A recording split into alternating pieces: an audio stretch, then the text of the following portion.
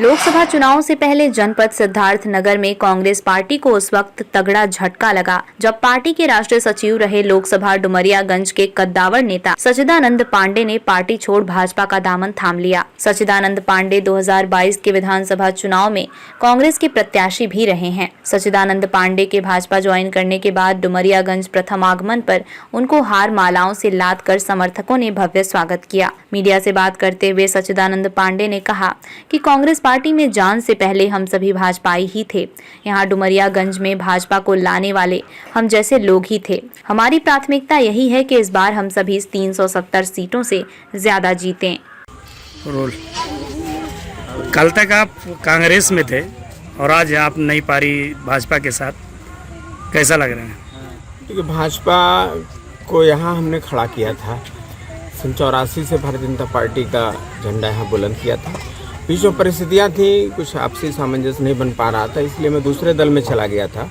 और फिर नरेंद्र मोदी जी का जो नारा है सबका साथ सबका विकास, उसकी वजह से मैं पुनः भाजपा में आकर के ताकत देने का काम कर रहा हूँ। एक तरीके से समझा जाए कि सच्चिदानंद पांडे की घर वापसी हुई है।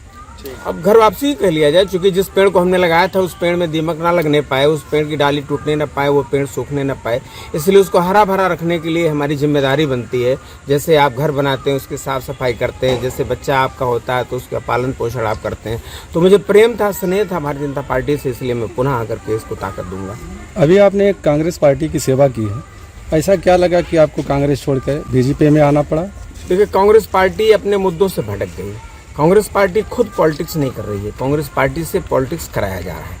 अगर कांग्रेस पार्टी केंद्र में सरकार बनाना चाह रही थी तो उसको उत्तर प्रदेश में सीटों पे गठबंधन नहीं करना चाहिए था।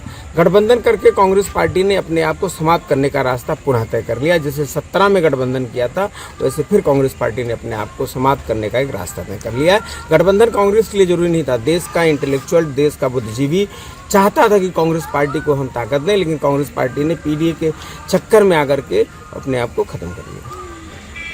तो क्या ये नारा 400 पार डुमरियागंज की सीट निकाल के पूरा होगा? देखिए, सबसे पहले हम 370 पार, हर बूथ पर 370 वोट से ज़्यादा प्रयास करेंगे कि कांग्रेस पार्टी को ख़त्म करके, सपा को ख़त्म करके, बसपा को ख़त्म करके और भारतीय जनता पार्टी को ताकत दे करके 370 हर बूथ पर करें। और ये श्री नरेंद्र मोदी जी का जो आत्मविश्वास है, कॉन्फिडेंस है कि 400 प्लस होगी, अब की बार बढ़ता ही है, सीटों का बढ़त हो रहा है हमेशा हर चुनाव में। इस बार 400 पार भारतीय जनता पार्टी पाएगी और फिर से केंद्र में सरकार बनाएगी।